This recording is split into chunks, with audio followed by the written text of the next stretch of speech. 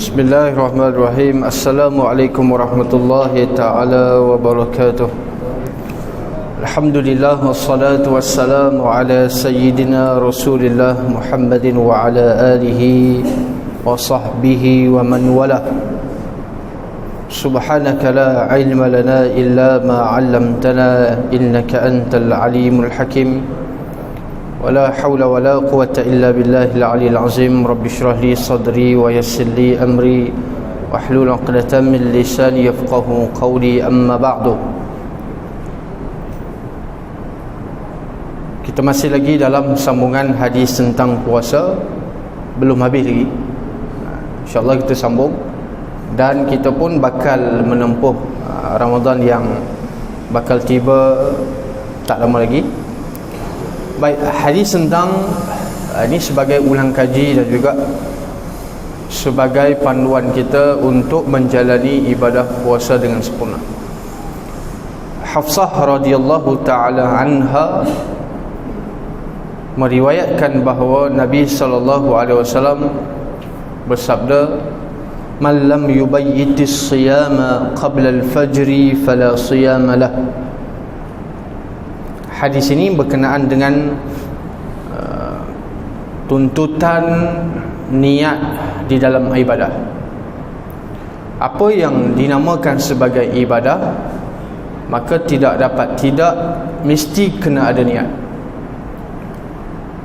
Untuk diterima dan juga untuk dinilai apa yang kita buat itu sah, mesti tidak ada niat. Cuma puasa ini dia agak eksklusif berbanding dengan ibadat-ibadat lain. Kedudukan niat di dalam ibadah puasa sangat luas. Waktunya dipanggil muwassa'. Muwassa' ini waktu yang diberi oleh Allah Subhanahu wa taala untuk seseorang itu melaksanakan niat ataupun meniatkan puasa itu adalah sepanjang malam. Baginda sallallahu alaihi wasallam mengatakan, "Man lam yubayyitis siyama min al-lail fala siyama lah." Dalam riwayat Hafsah mengatakan qabla al-fajr. Bermaksud niat puasa valid pada waktu malam sahaja. Perkataan fala siyama lahu, kalau mengikut kaedahnya dipanggil hadis ini, perkataan fala siyamal, tidak ada puasa itu dipanggil umum, termasuk puasa sunat, termasuk puasa wajib. Tetapi mazhab Syafi'i mengatakan bahawa hadis yang mengatakan kena niat puasa di malam hari adalah merujuk kepada puasa fardu sahaja. Bermaksud kalau puasa sunat boleh kita niat selain daripada waktu malam, iaitu pada waktu siang hari sebelum daripada tergelincir matahari ataupun sebelum daripada masuk waktu zuhur, dan dia tidak melakukan perkara-perkara yang membatalkan puasa. Dia tak makan, dia tak minum. Ini berdasarkan hadis Nabi SAW masuk balik ke rumah, lalu baginda bertanya, "Hal indakum syai'?" Ada tak apa-apa untuk kita makan tengah hari ini? Lalu para isteri menjawab, tak ada apa.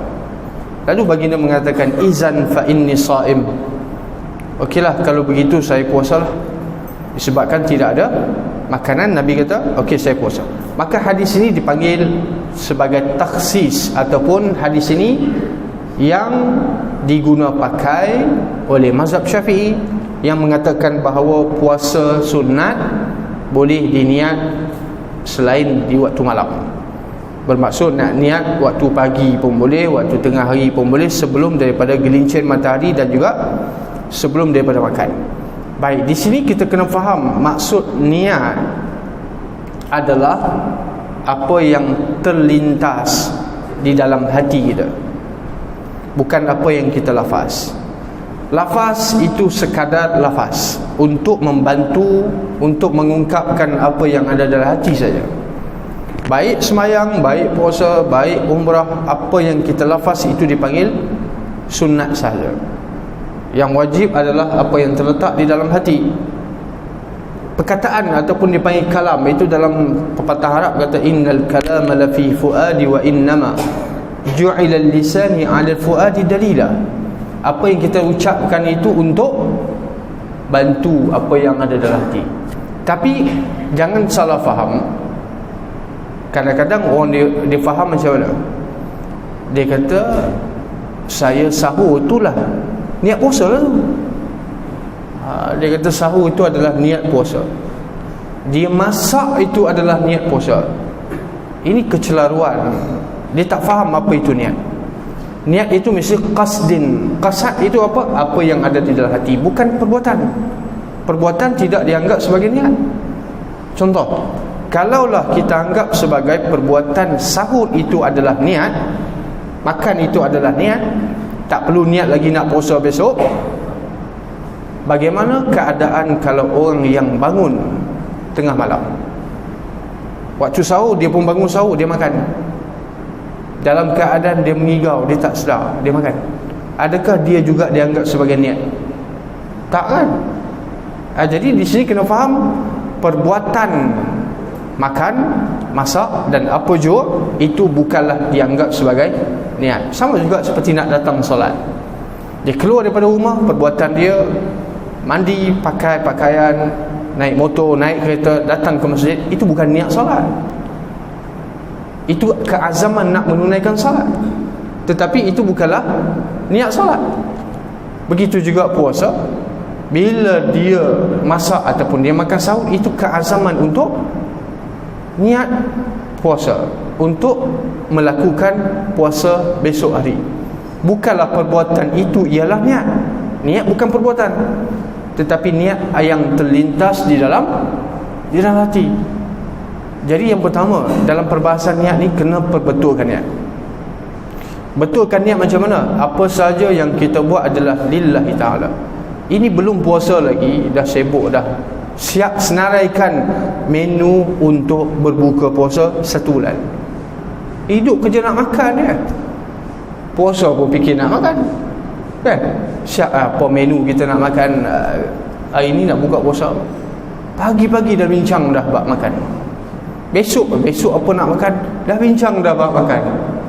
Hidup kita kerja makan saja. Jadi apa yang perlu adalah melakukan sesuatu itu adalah lillahi ta'ala. Baik kita melakukan perkara sunat sekalipun, baik. Apabila kita melakukan perkara sunat tanpa niat mengikut sunnah, tak dapat pahala. Kerana maksud sunnah adalah ma yusabu ala fi'lihi wa la yu'aqabu ala tarkihi min haitsu huwa. Apa yang dikatakan sunat itu adalah kita buat lillahi ta'ala. Bukan kita buat itu sebab orang buat, bukan kita tinggal sebab orang tinggal. Jadi kalau kita berpuasa lillahi ta'ala, sebagai contoh, jangan jadikan hikmah itu sebagai matlamat. Macam mana hikmah sebagai matlamat? Contoh, dalam hadis berkenaan dengan Muhajir Ummu Qais, tuan-tuan pernah dengar hadis tentang ada seorang sahabat ni, dia pergi hijrah daripada Mekah dan Madinah. Niat dia tak sama dengan niat orang lain. Niat orang lain semuanya adalah lillahi ta'ala, ikut perintah Rasul daripada Mekah hijrah ke Madinah. Tapi ada seorang ni, niat dia apa dia? Nak kahwin. Niat dia nak kahwin. Bila sampai di Madinah, dia dapat apa? Dapat bini lah, nak kahwin. Dapat kahwin. Pahala dia tak dapat. Ganjaran daripada Allah Subhanahu Wa Taala, walaupun dia berada dalam rombongan hijrah, dia tak dapat, kosong. Dia dapat apa? Dia dapat isteri orang Madinah, cantik, elok. Dan dia nak itu, dah jadikan itu sebagai matlamat. Tetapi rombongan yang lain, kesemuanya menjadikan hijrah itu adalah sebagai matlamat lillahi ta'ala. Tetapi bukan bermaksud mereka tak dapat kahwin. Sampai di Madinah boleh kahwin juga. Itu dipanggil hikmah, iaitu perkara yang datang kali kedua. Bukan matlamat kita, tapi dia datang kali kedua. Contoh, orang yang berpuasa kerana mengikut nasihat doktor. Doktor cakap awak kena puasa, beberapa hari awak kena puasa, sehari 2 hari. Okey, baik doktor, saya puasa. Kalau bukan kerana doktor, memang dia tak akan puasa. Baik, dia puasa bukan lillahi ta'ala, tetapi lid doktor, kerana doktor. Maka dia dapat apa? Kalau dia nak kesihatan yang baik, dia dapat kesihatan yang baik. Kalau orang yang puasa dia nak kurus, dia dapat kurus. Itu kalau dapat lah. Kalau nasib dia baik, dia dapat lah. Tetapi apabila orang yang tidak memandang hikmah, hikmah dia akan datang sendiri. Dia puasa lillahi ta'ala, maka dia dapat kesihatan yang baik. Dia datang ke masjid untuk, memang matlamat dia untuk mendengar kuliah. Lepas habis kuliah ada jamuan, dapat makan, itu dipanggil hikmah.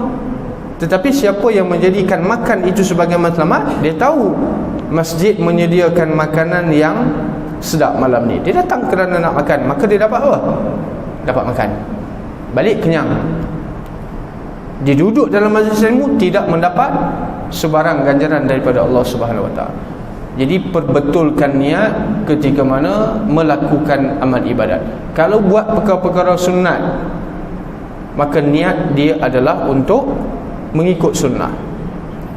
Baik, kemudian hadis tentang yang mana Nabi SAW mengatakan, la yazalun nas bi khairin ma ajjalul fitra. Bila kita berpuasa, bila kita niat berpuasa. Baik, sebelum itu ada beberapa hal yang berkaitan dengan niat. Sesiapa yang tidak niat di malam hari, kita faham daripada hadis ini, hadis yang saya bacakan tadi tentang niat, dia lupa niat pada waktu malam. Bila dia lupa niat pada waktu malam, keesokan hari puasanya tidak sah. Tapi bukan bermaksud dia boleh makan minum. Ini dipanggil puasa tak sah, makan pun tak boleh. Rugi tak? Rugi. Dia panggil wujubul imsak, wajib menahan diri daripada makan dan minum. Meskipun puasa dia tidak valid pada hari itu, tetapi bukan boleh makan dan minum sewenang-wenang. Tetap tak boleh makan. Orang lain tak makan dan tak minum dapat pahala, puasanya sah. Kita tak makan dan tak minum, tetapi puasanya tidak sah, kena qada pada hari yang lain. Lepas habis Ramadan kena qada dengan bersegera. Begitu juga orang yang tidak melakukan ataupun tidak melaksanakan ibadah puasa ni. Puasa ni sebenarnya kita buat ni antara perkara yang dituntut oleh Nabi SAW dalam hadis saya bacakan tadi daripada Sahal bin Sa'id. Nabi mengatakan la yazalun nas bi khairin ma ajalul fitra. Nabi mengatakan sentiasalah orang yang berpuasa ni di dalam kebaikan 24 jam. Bahkan disebutkan dalam hadis yang lain, fa innallaha wa malaikatahu yusallu alaihi. Allah dan para malaikat sentiasa berselawat, dengan maksud Allah memberi keampunan, malaikat mendoakan si fulan, malaikat mendoakannya apabila dia berbuka di awal waktu, apabila dia berbuka dengan bersegera. Apa yang disebutkan oleh Nabi SAW, baginda mendoakan kebaikan. Barakah ni apa dia barakah? Dia ibadat puasa kita. Nabi tiba di Madinah. Bila Nabi tiba di Madinah, bulan yang seterusnya, bila tiba bulan Muharram, baginda mendapati orang-orang Yahudi berpuasa juga. Itu highlight pada ayat min qablikum la'allakum tattaqun. Ayat yang biasa kita dengar apa dia? Kutiba alaikumus siyam kama kutiba alal ladzina min qablikum. Baik, gariskan perkataan min qablikum. Maksudnya umat dulu juga berpuasa. Yahudi puasa, Nasrani berpuasa, ahli kitab mereka berpuasa. Tetapi puasa mereka dengan puasa kita, kalau boleh elakkan daripada berlaku persamaan. Nabi tiba di Madinah 10 Muharram, Nabi mendapati orang-orang Yahudi berpuasa pada 10 hari bulan Muharram, ataupun kita panggil Ashura. Nabi terkejut, puasa juga. Bila baginda tanya, kenapa kamu puasa hari ni? Yahudi ni, tuan-tuan, Yahudi yang duduk di Madinah ni, mereka telah diasimilasikan oleh budaya masyarakat Arab, sehingga Yahudi duduk di Madinah ni boleh bercakap bahasa Arab fasih, sehingga kan ada yang lupa bahasa asal mereka, Hebrew, lupa cakap Arab fasih, pakaian Arab. Sebab itu mudah untuk mereka berinteraksi dengan Rasulullah, mudah untuk mereka berinteraksi dengan kaum muslimin. Tetapi Yahudi ni tak boleh percaya. Nabi kata Yahudi tak boleh percaya. Orang mukmin jangan jatuh lubang biawak 2 kali. Bila kena kali kedua dia akan serik. Sebab Yahudi mereka walaupun berjanji melakukan bai'ah dengan Rasul, mereka tidak akan mengganggu hal-hal yang berkaitan dengan agama Islam. Tak mengganggu, dah buat bai'ah. Bila Nabi tiba di Madinah, buat perjanjian dengan Bani Quraizah. Dia etnik dia antaranya Bani Quraizah. Buat perjanjian jangan masuk campur hal orang Islam. Okey, mereka akur. Kami tak kacau apa-apa yang berkaitan dengan keagamaan orang Islam. Tapi bila ada seorang perempuan datang ke pasar di Madinah, pergi beli barang, dia pakai purdah, pakai niqab. Kemudian Yahudi ni tarik, seorang peniaga Yahudi ni, dia tarik pakaian sehingga mendedahkan aurat, nampak habis rambut dia apa semua, pakaian dia terloneh. Muslimah. Bila terjadi macam tu, orang-orang Islam ni marah. Lelaki-lelaki yang ada di pasar, di kalangan orang Islam, belasah orang tadi sampai mati. Siapa dia? Yahudi yang telah melakukan perbuatan tersebut. Lalu berita ini sampai kepada Rasulullah. Nabi kata putus perjanjian. Bai'ah tadi putus, tidak ada lagi bai'ah. Nabi isytiharkan perang kepada Yahudi tersebut. Ini perangai Yahudi, cakap depan lain, belakang lain. Mereka juga berpuasa. Lalu Nabi SAW mengatakan, nahnu ahaqqu bi Musa minkum. Kamu puasa 10 Muharram, kami lebih layak untuk puasa 10 Muharram berbanding dengan kamu. Maka Nabi memerintahkan supaya berpuasa 9 Muharram dan 11 Muharram. Maka di sini apabila kita puasa hari Ashura 9, 10, 11, paling kurang 9, 10. Kenapa? Kerana hari peristiwa yang sebenarnya adalah 10 saja. Ini kerana apa jua ibadat yang kita buat bagi beza dengan agama lain, tak bagi sama dengan agama lain. Macam dengan hadis saya bacakan tadi, Nabi SAW mendoakan kebaikan bagi orang yang berbuka puasa di awal waktu. Jangan tangguh-tangguh. Lagi pula ada keistimewaannya lagi.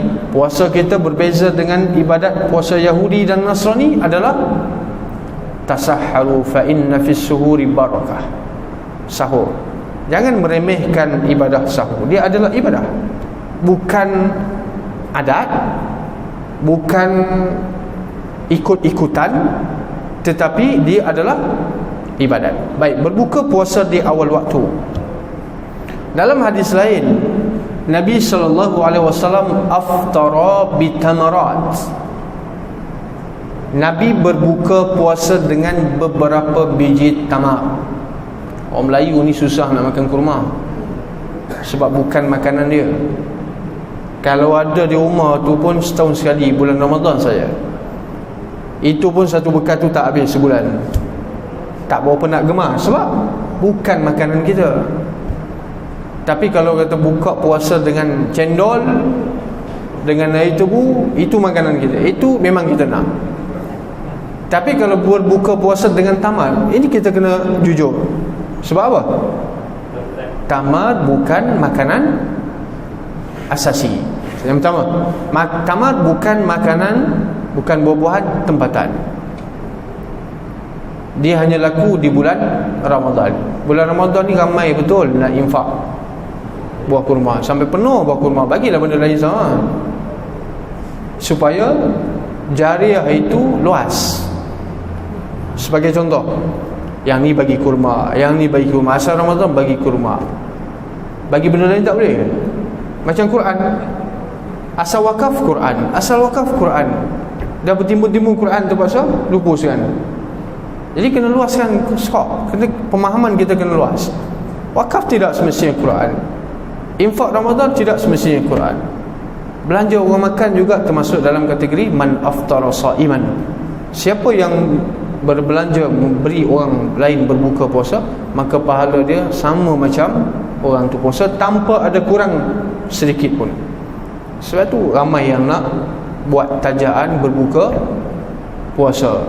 Tak boleh ramai-ramai belanja orang air pun okey. Mungkin budaya tidak ada di tempat kita. Tetapi kalau di negara Arab ataupun di tempat-tempat yang lain, seminggu, sebulan sebelum Ramadan dah meriah lah. Saya duduk di Mesir 5 tahun, meriah. Meriah macam mana? Kalau waktu maghrib, waktu maghrib kita tengah bawa kereta lagi kan, orang tahan bagi makan, bagi minum, buka puasa dulu, okey rehat sebelah dulu. Penuh orang. Mereka nak melakukan kebaikan di dalam Ramadan walaupun dengan bersedekah sebiji kurma. Ini kita kena fleksibel. Pemahaman kita kena fleksibel. Sedekah bulan Ramadan bukan hanya benda yang ada kaitan dengan agak Islamik kita panggil, kurma, Quran. No, apa jua boleh kita buat. Luaskan pemahaman. Baik, tamar bukan makanan asasi, tetapi kenapa Nabi SAW menganjurkan berbuka dengan tamar? Kenapa Nabi tak minum air? Ini kajian moden ada buat tentang bagaimana kandungan yang ada di dalam buah kurma. Kita semua kurma, tamar pun kurma, kurma pun kurma, masak kurma pun kurma, semua kurma. Rutab dan tamar ni ada perbezaan. Nabi SAW berbuka dengan rutab baru tamar. Kalau tidak ada tamar, menggunakan Nabi SAW buka dengan apa? Buka dengan apa? Air. Jadi air itu adalah pilihan ketiga. Yang pertama adalah rutab, yang kedua adalah tamar, dan yang ketiga adalah air. Tak ada air, fahasa hasawat, apa saja manisan yang ada. Baik, rutab dan tamar berbeza dari suhu. Rutab ni dia lebih juicy lah. Itu rutab dia yang separuh masak, dia bukan masak. Yang kita makan tu, yang hitam tu, dia tamar dia panggil, yang dah dikeringkan. Yang tu yang boleh tahan lama tu, sebulan, 2 bulan, setahun. Rumah saya yang tahun lepas pun ada lagi bulan Ramadan, tak habis lagi. Sebab bukan makanan kita. Tapi kalau kita boleh jadikan dia sebagai rutin harian makan kurma. Dalam hadis lain disebutkan bahawa man asbaha ala sab'i tamarat, siapa yang makan 7 biji pada waktu pagi setiap hari, maka akan terselamat daripada buatan orang hari itu. Dalam hadis baginda SAW menyebutkan. Tapi kena makan apa? Ajwa lah, ajwa mahal. Ajwa sekilo 100 tu. Ajwa. Arab pun pandai main harga, tuan-tuan. Arab pun pandai main harga. Baik, yang tadi saya sebut apa? Mendahulukan berbuka puasa di awal waktu. Niat sunnah. Jadi berbuka puasa di awal waktu ni anjuran daripada Nabi SAW, dan baginda mendoakan tentang baginda mendoakan mereka yang berbuka di awal waktu dengan kebaikan. Bahkan dalam hadis yang lain Allah Subhanahu wa taala mengatakan habbu ibadiya ilayya a'jalahum fitran. Hamba yang dikasihi oleh aku, kata Allah Subhanahu wa taala dalam hadis kursi, hamba yang aku kasihi adalah mereka yang bersegera berbuka di awal waktu. Jangan, tak apalah saya solat maghrib dulu lepas ni buka. No, jangan begitu. Paling kurang makan dahulu, paling kurang teguk air dahulu sebelum solat. Begitu dalam hadis yang lain tentang idza quddima alaikum al-asha fabda'u bihi.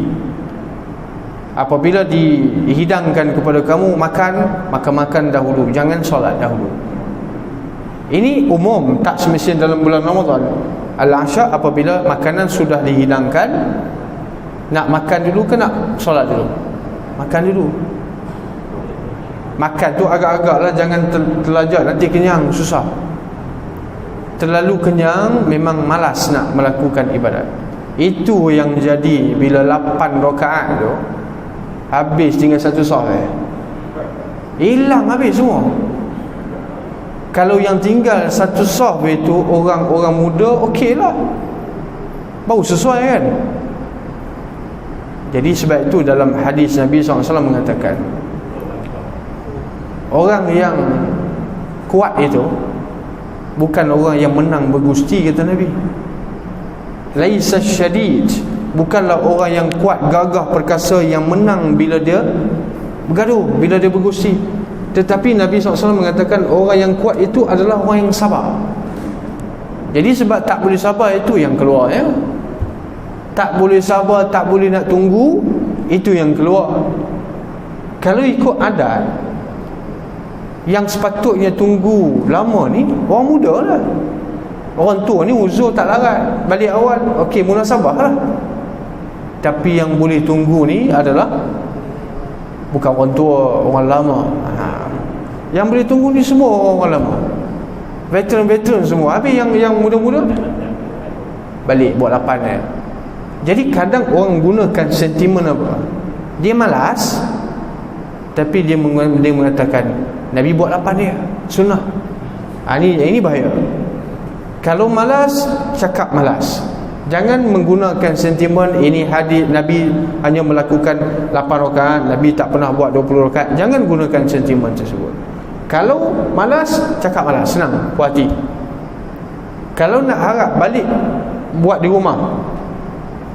Kalau diri sendirilah, jujur dengan diri sendirilah, susah sikit lah, kan? Susah sikit nak buat seorang-seorang ni, susah. Kita ni, kita beribadat, kita masih bergantung dengan orang lain. Ini benda yang kita kena akui. Jujur dengan diri sendiri, kita beribadat, kita bergantung dengan orang lain. Macam mana bergantung dengan orang lain? Kita mengharapkan suasana, kita mengharapkan ada aura, kita mengharapkan ada sekitaran, baru boleh kita buat. Tarawih yang lepas-lepas, PKP tak boleh nak buat di masjid, buat di rumah.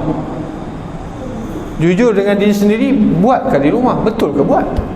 Setakat mana yang kita buat? 8 ke 20? Ataupun buat ataupun tidak buat? Tak boleh nak buat lah, sebab apa? Tak ada feel lah buat di rumah. Okey, maksudnya kita masih bergantung dengan persekitaran, kita masih bergantung dengan orang ramai. Kalau ramai-ramai melakukan ibadat tarawih, penuh masjid, seronok sikit, bau semangat, itu bermaksud kita masih bergantung kepada orang lain. Tetapi Nabi SAW tak perlu benda-benda ni. Sebab itu Aisyah meriwayatkan bahawa Nabi sembahyang di rumah lebih lama daripada sembahyang di masjid. Nabi sembahyang di rumah sampai bengkak kaki. Masjid tak. Masjid Nabi sembahyang cepat kerana nak memberikan kemudahan kepada para sahabat. Kalaulah Nabi sembahyang di masjid konsisten, saya sebut, kalau Nabi sembahyang di masjid konsisten tarawih 20 rakaat, maka baginda khawatir akan jadi satu kewajipan. Maka baginda khawatir dia menjadi satu kewajipan, sebab tu Nabi tak buat secara istiqamah. Ini benda kita kena faham. Apabila Nabi SAW buat sekejap tak buat, kadang buat begini banyak bilangan sekian-sekian, kadang buat sekian-sekian, adalah melihat kepada umat. Sebab apa? Kalau Nabi buat secara istiqamah, Tuhan fardukan, Tuhan beri satu kewajipan, jenuhlah kalau wajib 20 rakaat. Nak boleh buat ke 20 rakaat wajib fardu ain, macam solat 5 waktu, menggelubur kita, tak boleh. Maka Nabi melihat, memandang kepada umatnya, maka baginda sallallahu alaihi wasallam buat tidak konsisten bilangan tersebut. Tetapi yang dilakukan oleh Rasulullah SAW adalah 8. Buat 20 secara berjemaah ni zaman Umar Al-Khattab. Umar mengatakan ni'mal bid'atu hazihi, sebaik-baik bid'ah, perkara yang dilakukan, yang tidak pernah dilakukan oleh Rasulullah, ialah ini. Tapi Umar mengatakan ini adalah sebaik-baik perkara. Jadi di sini kalau boleh kita tanamkan keazaman Ramadan ini bagi beza dengan Ramadan yang sebelum. Begitulah seterusnya. Ramadan ini berbeza dengan Ramadan yang sebelum. Ramadan yang akan datang berbeza dengan Ramadan tahun ini. Begitulah seterusnya. Perlu ada perubahan. Kalau masih berada pada tahap yang sama, dibimbangi kita punya puasa, kita punya amalan sama, tidak ada sebarang perubahan. Ibadat tarawih kita kena faham, kita kena letakkan dia adalah solat yang eksklusif. Baru semangat nak buat. Eksklusif dengan maksud dia tidak boleh dilakukan di lain waktu, di lain bulan, di lain hari. Tak boleh. Siapa yang tak dapat solat tarawih, contoh tahun lepas dia tak sempat untuk solat tarawih, boleh ataupun tidak dia qada hari ni semalam? Boleh tak qada? Tak boleh. Dia mesti dilaksanakan di dalam waktu. Solat Aidilfitri yang lepas, katakanlah kita tak sempat untuk solat Aidilfitri, setahun sekali saja Aidilfitri, boleh ataupun tidak kita qada besok nak buat Aidilfitri lah solat? Tak boleh. Itu menunjukkan bahawa ibadat-ibadat ini eksklusif, mahal, hanya dilakukan di waktunya sahaja. Jadi kalau terlepas, kalau umur panjang, jumpa lagi tahun lepas. Kalau terlepas, habis umur, sorry, tak dapat jumpa lah. Nak qada, tak boleh. Sebab itu apabila kita meletakkan dia adalah ibadat yang istimewa, ia adalah ibadah yang eksklusif, maka kita kena buat betul-betul. Kita kena hargai, kita kena berikan dia satu penghormatan. Ramadan bukan tiap-tiap hari kita pun alah bosan tiap-tiap hari, sebulan sekali. Maka dia adalah setahun sekali, maka dia adalah ibadat yang berbeza dengan ibadat-ibadat lain. Kalau kita ditakdirkan berpuasa satu bulan, seorang diri, agak-agak kita boleh buat lah. Seorang diri kita puasa, orang lain tak, kita seorang saja, tak boleh buat. Inilah saya katakan, kita masih lagi memerlukan bantuan orang sekeliling yang bantu kita. Bantu apa dia? Bantu untuk melakukan ibadat, bantu untuk buat amal. Sebab kita masih bergantung dengan suasana, kita masih bergantung dengan persekitaran, kita masih bergantung dengan nak ada aura baru boleh buat. Kalau tak ada semua itu, susah nak buat. Baik, apa yang disebutkan oleh hadis Nabi SAW tadi, keberkatan di waktu sahur. Jangan pandang remeh ibadah sahur. Apa maksud jangan pandang remeh? Jangan beranggapan esok boleh tahan, tak makan pun tak apa, tak sahur pun saya boleh tahan. Isu bukan boleh tahan tak boleh tahan. Kalau itu tak ada masalah, semua orang boleh tahan saya rasa. Kalau orang muda-muda ni, dia boleh tahan. Isunya bukan tahan perut ataupun tidak. Isunya adalah keberkatan di dalam waktu. Keberkatan di dalam waktu, Allah Subhanahu wa ta'ala memberi penghormatan bagi orang yang minta ampun di waktu sahur. Kita akan jumpa ayat wal mustaghfirina bil ashar. Orang yang minta ampun di waktu sahur. Sahur ini kalau waktunya yang spesifik, saya katakan setengah jam sebelum masuk waktu subuh. Bukan azan. Azan kita tak boleh nak jadikan sebagai parameter yang tepat. Masuk waktu subuh, iaitu terbit fajar, setengah jam sebelum. Lepas itu imsak. Imsak ni tak wajib. Imsak ni baru, imsak ni kita katakan sebagai langkah berhati-hati saja. Imsak ni boleh makan lagi. Imsak ni maksudnya tahan tu, stop supaya tak makan, supaya tak terlajak.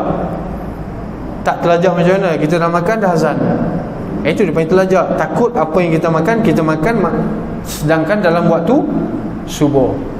Jadi imsak tidak wajib. Imsak ni adalah langkah berjaga-jaga, langkah berhati-hati. Takut kita terlupa sebab sedap sangat makan kan. Sedap sangat makan sampai tak ingat waktu subuh dah masuk. Kemudian apabila kita makan, ini jangan kita ikut dengar sebarangan daripada mana-mana info yang tak sahih, yang tidak tepat tentang apa? bagaimana ada yang mengatakan waktu azan tapi makanan dalam mulut boleh telan lagi. No, jangan faham begitu, jangan pakai. Bila dah azan tak boleh makan, waktu dah masuk. Tidak ada istilah membazir sayang, tak. Jangan, keluarkan balik. Wallahu subhanahu wa ta'ala a'lam. Bismillahirrahmanirrahim. Allahumma atina rahmatan min 'indika wa 'allimna min ladunka 'ilma. Rabbana atina fid dunya hasanah wa fil akhirati hasanah wa qina azabannar. Sallallahu alaihi wa sallam. Alhamdulillahirabbil alamin.